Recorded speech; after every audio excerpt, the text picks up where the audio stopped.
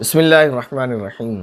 شروع کرتے ہیں آپ کے پیارے پیارے سوالوں کے جوابات کا سلسلہ۔ پہلا سوال ہے بھائی صفوان صاحب کا، سوال کر رہے ہیں اگر گدا ناپاک ہو تو اس کے اوپر موٹا جائے نماز بچھا کر نماز پڑھ سکتے ہیں؟ شکریہ، پڑھ سکتے ہیں گدا، لیکن ایسا ہونا چاہیے جیسے میں نے بتا دیا اس سے پہلے کہ کس طرح کے گدے پہ نماز پڑھ سکتے ہیں۔ اگر وہ گدا ایسا ہے کہ اس پر نماز پڑھنا جائز ہی نہیں ہے تو پھر وہ پاک ہو یا ناپاک ہو، اس پر نماز ہی نہیں پڑھ سکتے۔ اگر وہ گدا ایسا ہے کہ اس پر نماز پڑھنا تو جائز ہے لیکن وہ ناپاک ہو گیا تو اس پر آپ موٹی جائے نماز بچھا کر نماز پڑھ سکتے ہیں، نماز ہو جائے گی۔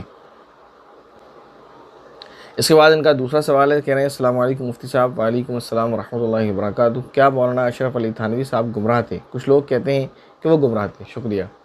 دیکھیں، یہ تو بہت ہی بری بات ہے جو بھی کہہ رہا ہے، اللہ تعالیٰ کی پناہ مانگنا چاہیے اس بات پر کہ اگر وہ گمراہ تھے تو پھر میں یہ کہتا ہوں کہ اب تو کوئی بھی یا ان کے بعد کبھی بھی کوئی پھر مسلمان ہی نہیں رہا۔ وہ اللہ کے نیک بندے تھے، بڑے عالم تھے۔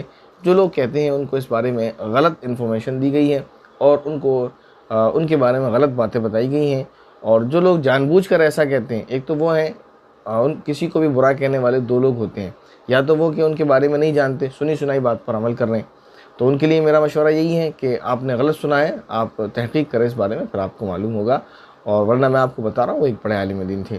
اور کچھ لوگ وہ ہوتے ہیں جو جانتے بوجھتے کسی پر الزام لگاتے ہیں محض بغض اور حسد کی بنا پر یا کسی اور چیز کی بنا پر۔ تو ان سے بس مجھے اتنا ہی کہنا ہے کہ یہ یاد رکھیں آپ کہ کل قیامت کے دن آپ کو خدا کے سامنے پیش ہونا ہے۔ آپ کسی پر الزام لگا رہے ہیں، وہ الزام آپ کو ثابت کرنا ہے۔ اگر آپ ثابت نہیں کر پائے تو پھر آپ کی آخرت برباد ہو جائے گی۔ لہذا کسی پر بھی الزام لگانے سے پہلے بار بار سوچنا ضرور چاہیے۔ یہ آپ کو میرا پیارا سا مشورہ ہے، اگر آپ اس کو مان لیں تو ٹھیک ہے، ورنہ آپ کی مرضی۔ بہرحال حضرت مولانا اشرف علی تھانوی رحمۃ اللہ علیہ ایک بہت بڑے عالم دین تھے، بہت بڑے عالم دین تھے۔ اس کے بعد ان کا سوال ہے، بھائی ذیشان کا سوال کر رہے ہیں، میری ممانی کے لیے دعا کیجیے، میری ممانی کو بھی کینسر ہے، سبھی حضرات دعا فرمائیں، اللہ تعالیٰ آپ کی ممانی سے اس تکلیف کو دور فرمائے، اور جو تکلیف ہو رہی ہے اور اس بیماری کی وجہ سے اللہ رب العزت آپ کی ممانی کے لیے اس کو اجر و ثواب کا باعث بنائے۔ اس کے بعد بھائی محمد مصطفیٰ سوال کر رہے ہیں، السلام علیکم مفتی صاحب۔ وعلیکم السلام ورحمۃ اللہ وبرکاتہ۔ آپ سے سوال ہے کہ کیا جب نبی پاک صلی اللہ علیہ وسلم پر سلام پڑھتے ہیں تو کیا نبی صلی اللہ علیہ وسلم جواب دینے وہاں آتے ہیں؟ بتا دیں۔ یہ غلط بات ہے، یہ عجیب سی بات ہے، لوگوں میں پھیلا رکھی ہیں کہ صاحب یہاں درود و سلام پڑھو تو اللہ کے نبی آتے ہیں۔ کہ تھوڑا سا سوچیں، بیسک سا دلائل کی دنیا کو تو چھوڑیں، اللہ کے نبی نہیں آتے دلائل سے ثابت ہے۔ تھوڑا سا تو سوچیں کہ ہم چھوٹے لوگ، ہم گناہ گار لوگ، ہم ذلیل لوگ، اور ہم انہیں بلاتے ہیں۔ تھوڑا عجیب سا نہیں لگتا کہ میں اپنے گھر پہ درود و سلام کرواؤں، وہ میرے گھر بھی آئیں، پھر دوسرا کروائے وہ اس کے گھر بھی آئیں، اور وہ تیسرا کروائے اس کے گھر بھی آئیں؟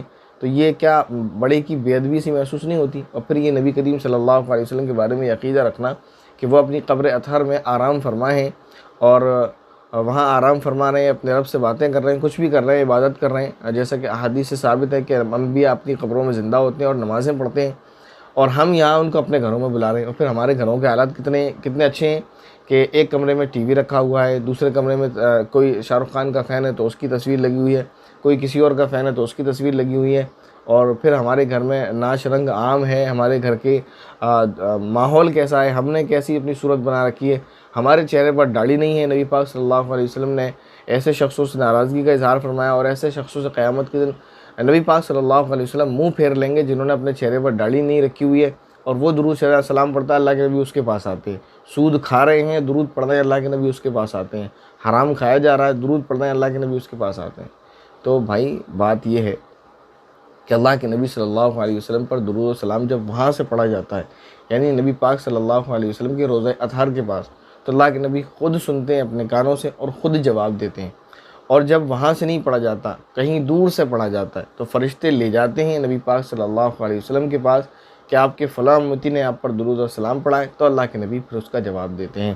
بہرحال بس اتنا ہی ثابت ہے حدیث سے، اس کے علاوہ جو بھی باتیں لوگوں نے پھیلا رکھی ہیں سب من گھڑت، بے بنیاد، بے دلیل، بے اصل باتیں ہیں۔